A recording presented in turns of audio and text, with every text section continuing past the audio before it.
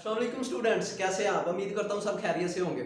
चलो तो हम अपने टॉपिक की तरफ आते हैं। हमने बायोलॉजी का सेकंड ईयर का चैप्टर नंबर 3 शुरू किया था जिसका नाम था कोऑर्डिनेशन एंड कंट्रोल। तो हमने एक टॉपिक पढ़ा था जिसमें हमने इसका इंट्रोडक्शन पढ़ा था। हमने क्या पढ़ा था कि सबसे पहले स्टिमुलाई आती है एनवायरनमेंट में, कोई भी स्टिमुलाई, कोई भी तब्दीली रूनुमा होती है। उसके बाद एक रिसीवर होता है, इसे कबूल करता है। रिसीवर कबूल करने के बाद इसे किधर भेजता था? कंट्रोल सेंटर में। कंट्रोल सेंटर क्या करता था? स्टिमुलाई के लिहाज से फिर इफेक्ट दिखाता था। इफेक्ट के अमल में जो काम होता था उसे हम क्या कहते थे? रिस्पॉन्स कहते थे। ये तो हमने जनरल इंट्रोडक्शन पढ़ा था। आज हम आते हैं अपने मेन टॉपिक की तरफ जिसका नाम है कोऑर्डिनेशन इन प्लांट्स। के प्लांट्स के अंदर कोऑर्डिनेशन किस तरह होती है। तो हम सबसे पहले देखते हैं, कहता है कि जो हमारे पास प्लांट्स है ना, ये लिविंग ऑर्गेनिज्म होते हैं। लिविंग ऑर्गेनिज्म कौन से ऑर्गेनिज्म? ऐसे ऑर्गेनिज्म जो जिंदा होते हैं। ठीक है, ये लिविंग ऑर्गेनिज्म है और ये क्या करते हैं?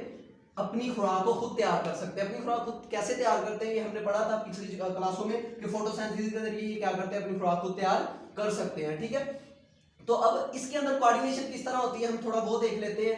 तो जो पहला इसका पॉइंट है वो ये है कि प्लांट्स के अंदर जो कोऑर्डिनेशन होती है ना, वो थोड़ी स्लो होती है। कैसी होती है? स्लो। स्लो क्यों होती है? कहता है कि इनके अंदर ये डोंट हैव नर्वस सिस्टम। इनके अंदर कोई नर्वस सिस्टम नहीं होता।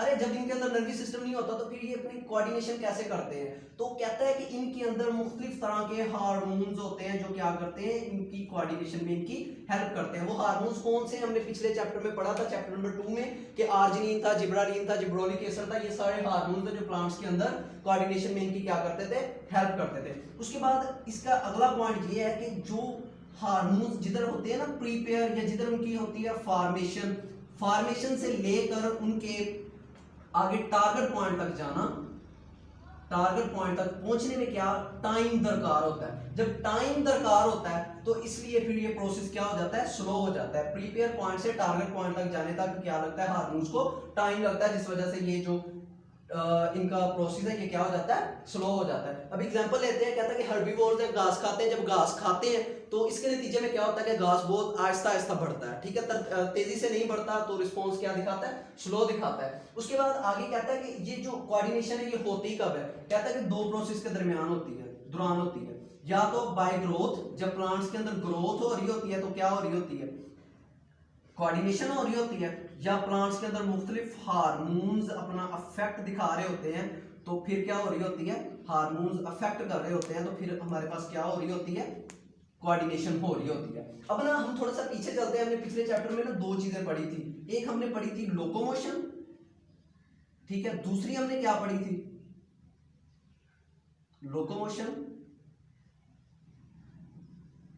और दूसरी हमने पढ़ी थी मूवमेंट। अब मूवमेंट और लोकोमोशन में फर्क क्या था? हमने कहा था कि एक एनिमल्स एक जगह छोड़कर दूसरी जगह कंप्लीटली तौर पर चला जाता है तो उसे हमने क्या कहा था? लोकोमोशन कहा था। और मूवमेंट क्या थी? मूवमेंट की एक ही जगह पर रह के प्लांट्स के मुख्तलिफ ऑर्गन का थोड़ा सा मूव करना या किसी स्टिमुलाई के खिलाफ रिस्पॉन्स देना क्या कहलाता था? मूवमेंट कहलाता था। अब जो लोकोमोशन है ये तो एनिमल्स के अंदर तो नहीं होती। एनिमल्स के अंदर होती है, प्लांट्स के अंदर तो नहीं होती, क्योंकि प्लांट्स एक जगह छोड़कर दूसरी जगह नहीं जाते। जबकि मूवमेंट है, मूवमेंट प्लांट्स के अंदर होती है। मुख्तलिफ प्लांट्स के ऑर्गन है जो रिस्पॉन्स दिखाते हैं किसी भी स्टिमुलाई के अगेंस्ट। ठीक है, अब जो मूवमेंट थी हमने पढ़ा था कि दो तरह की होती है। एक हमने पढ़ा था कि पैराटोनिक मूवमेंट, दूसरी हमने पढ़ी थी ऑटोनोमिक।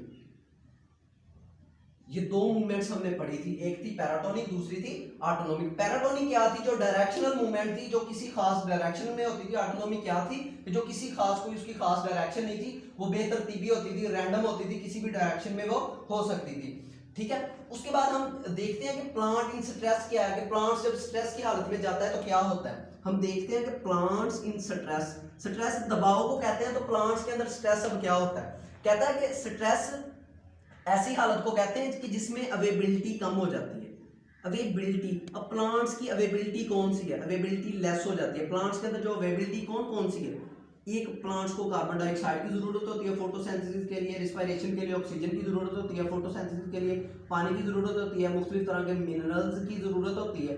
ठीक है, और साथ में इंजाइम की जरूरत होती है। तो ये बेटा प्लांट्स की क्या थी? अवेबिलिटी थी, जिसकी जरूरत होती थी प्लांट्स को अपने आप को ग्रो करने के लिए। तो प्लांट स्ट्रेस क्या है कि ये जो अवेबिलिटी है, इनके पास चीजें मौजूद है, इनमें लेस ये लेस हो जाए या इनमें कमी आ जाए, ये रिड्यूस हो जाए, तो उस अमल को हम क्या कहते हैं, प्लांट्स इन स्ट्रेस कहते हैं। अब सबसे पहले हम देखते हैं क्लोरोसिस। क्लोरोसिस क्या है? क्लोरोसिस हमने पिछली जमातों में भी पढ़ा है, पिछली क्लासों में भी पढ़ा है। क्लोरोसिस का मतलब होता है कि less chlorophyll, less chlorophyll. Chlorophyll में क्या आ जाती है, कमी आ जाती है, क्लोरोफिल हमारे पास लेस हो जाता है, उस अमल को हम क्या कहते हैं, क्लोरोसिस कहते हैं। अब क्लोरोसिस होता किस वजह से, कहता है कि जब मिनरल्स में कमी आती है ना, मिनरल्स लेस हो जाते हैं, तो क्लोरोसिस में क्या आ जाती है, कमी आ जाती है। अब कहता है कि मिनरल्स का क्लोरोफिल से क्या लेना देना, तो हमने पढ़ा था कि जो सेंट्रल एटम होता है क्लोरोफिल का वो होता है मैग्नीशियम प्लस।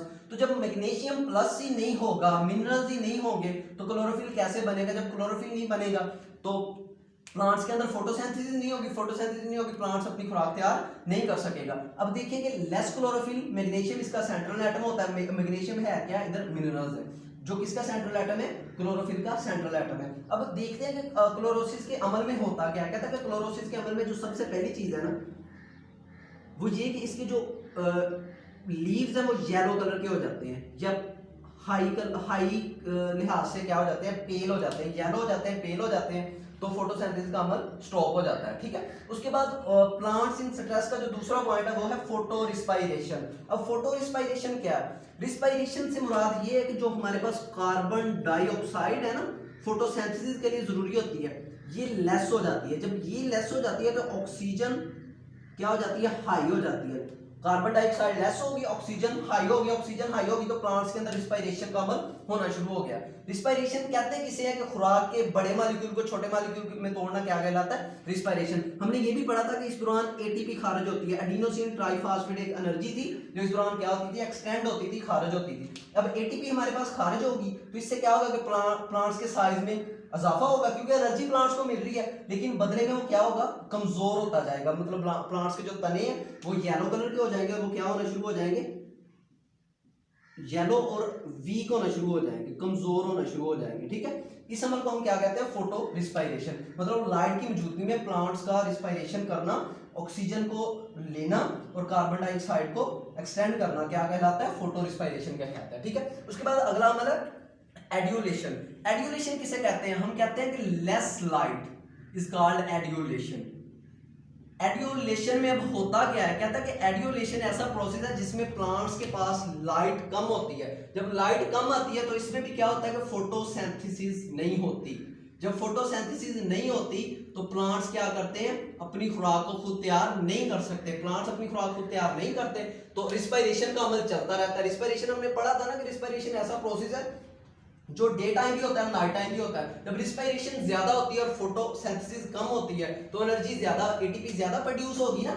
एटीपी जब ज्यादा प्रोड्यूस होगी तो एनर्जी ज्यादा होगी प्लांट्स के पास, तो प्लांट्स ग्रो करेगा ज्यादा, अपने मतलब नॉर्मल से ज्यादा इबनॉर्मल ग्रो करेगा। ठीक है, इबनॉर्मल ग्रो करेगा तो क्या होगा, प्लांट्स के साइज में बेजा इजाफा होता जाएगा, उसके साइज में इजाफा होगा, लेकिन उसके जो स्टेप वगैरह वो क्या हो जाएंगे, वीक हो जाएंगे। ठीक है, ये था प्लांट्स इन स्ट्रेस के। जब प्लांट स्ट्रेस की हालत में चला जाता है तो उसके अंदर कौन कौन से अमल होते हैं। उसके बाद आगे आते हैं, आगे माइक्रो ऑर्गेनिज्म एजेंट्स। कि माइक्रो ऑर्गेनिज्म एजेंट कौन से हैं, कौन से ऐसे माइक्रो ऑर्गेनिज्म है जो प्लांट्स पर अफेक्ट करते हैं। तो हम देखते हैं, कहता है कि एक तो बैक्टीरिया है हमारे पास जो प्लांट्स पर क्या करता है, अफेक्ट करता है। उसके बाद वायरसेस हैं जो प्लांट्स पर अफेक्ट करती हैं। उसके बाद फंजाई है जो प्लांट्स पर क्या करती है, अफेक्ट करती है। अब हम सबसे पहले देखते हैं कि प्लांट्स पे जब ये चीजें अटैक करती है तो प्लांट्स के अंदर होता क्या क्या। कहता है कि 3 प्रोसेस होते हैं जो मेनली प्लांट्स के अंदर होते हैं, एक प्लांट्स क्रैकिंग, एक प्लांट्स ट्यूमर और एक ग्लैक्स। ठीक है, सबसे पहले हम देखते हैं कि प्लांट्स क्रैकिंग क्या है। कहता है कि जो प्लांट्स क्रैकिंग है ना, सबसे पहले तो ये फंजाई की वजह से होता है। अब इसमें होता क्या है, कहता है कि फंजाई जो होती है ना, ये प्लांट्स के कोटेक्स पर असरअंदाज होती है।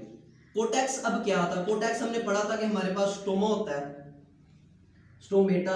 स्टोमेटा के पास क्या होती है, स्टोमेटा के गिर्द एक लेयर थी जिसे हम कोटेक्स कहते थे। तो फंजाई प्लांट्स के कोटेक्स पे अमल करता है। जब कोटेक्स पे अमल करता है तो इसकी ना इबनॉर्मल ग्रोथ होना शुरू हो जाती है। जो स्टोमेटा के सेल है ना, इस तरह इस तरह इस तरह इनके सेल ना, इनके गिर्द ना एक लेयर बनना शुरू हो जाती है, इनके गिर्द लेयर बनना शुरू हो जाती है। इस लेयर को हम क्या कहते हैं, इस लेयर को हम प्लांट क्रैक कहते हैं। ठीक है, क्या कहते हैं, प्लांट क्रैक। ये प्लांट क्रैक करती क्या है, ये ना सेल की डिवीजन को रोक देती है और सेल को ना डाई कर देती है, सेल को मार देती है। सेल की जब डिवीजन रुकी, सेल डाई हो गया, तो सेल के अंदर मियोसिस या माइटोसिस का अमल नहीं होगा, जिससे क्या हो जाएगी, प्लांट क्रैकिंग हो जाएगी, प्लांट्स डाई हो जाएगा, हमारा प्लांट्स के अंदर मजीद ग्रोथ नहीं हो सकेगी जिस तरह वो नॉर्मल ग्रो करता है। उसके बाद अगला हमारा टॉपिक है प्लांट्स ट्यूमर्स। अब ट्यूमर्स किसे कहते हैं? ट्यूमर्स तो एनिमल्स में भी हमने पढ़े थे कि एनिमल्स के अंदर मुख्तलिफ तरह के क्या होते हैं, ट्यूमर्स होते हैं, जो क्या होते थे कि हमने पढ़ा था कि माइटोसिस, सेल साइकिल वाले चैप्टर में भी पढ़ा कि माइटोसिस जब हद से ज्यादा होने लगती है तो इसको हम क्या कहते हैं, ट्यूमर्स कहते हैं। तो हमें उतने सेल की जरूरत नहीं होती जितने सेल क्या हो रहे होते हैं, बन रहे होते हैं, माइटोसिस का अमल हो रहा होता है, माइटोसिस क्या हो रही होती है, सेल को मजीद डिवाइड कर रही होती है। अब माइटोसिस में हो क्या रहा है, कहता है कि एक सेल में, हमने पता कि माइटोसिस में एक सेल 4 में डिवाइड होता है, ठीक है। तो प्लांट्स के अंदर ट्यूमर्स कैसे बनते हैं, कहता है कि अक्सर ही आपने देखा होगा कि हमारे पास प्लांट्स है, प्लांट्स के ऊपर ना इस तरह उबार से बने होते हैं,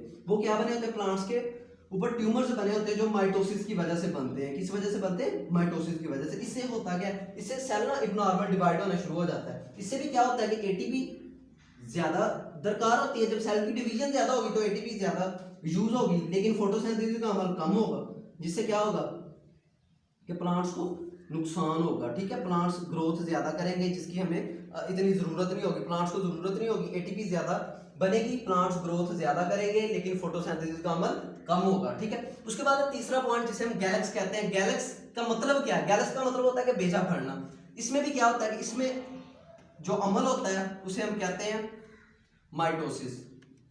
माइटोसिस मतलब इसमें भी माइटोसिस होती है, एक सेल 2 में, सॉरी एक सेल 4 में डिवाइड होता है, ठीक है। इसमें क्या होता है कि सेल की ना बिला वजह, मतलब एक है ना, 1 से 4 बन गए, ठीक है, 4 से फिर आगे हर 4 से फिर आगे 4 4 बन गए, ठीक है। तो हमें इतनों की जरूरत नहीं होती जितने ये सेल बना देता है। एटीपी क्या होना शुरू हो जाती है, खर्च होना शुरू हो जाती है, और इतनी एटीपी पीछे से आती नहीं, इतनी मतलब फोटोसिंथेसिस का अमल नहीं होता जितनी एटीपी आगे खर्च हो जाती है, जिससे क्या होता है कि प्लांट्स हमारा कमजोर होना शुरू हो जाता है और एंड पे क्या हो जाता है, डाई हो जाता है या मुरझा जाता है, ठीक है। इसमें क्या होता है कि इसमें भी जो लीव्स है ना, उनके कलर क्या हो जाना शुरू हो जाता है, पेल होना शुरू हो जाता है, ठीक है, और वो साइज से ज्यादा क्या हो जाता है, टाल हो जाता है, लंबा हो जाता है। इस अमल को हम क्या कहते हैं, गैलेक्स कहते हैं। तो ये था आज का हमारा टॉपिक। तो हम चलते हैं, हम मतलब नेक्स्ट हम पढ़ेंगे आगे के प्लांट्स की, मजीद प्लांट्स के अंदर कोऑर्डिनेशन किस तरह होती है। तो उम्मीद करता हूँ कि आप सबको समझ आ गई होगी, ठीक है जी। अल्लाह हाफिज।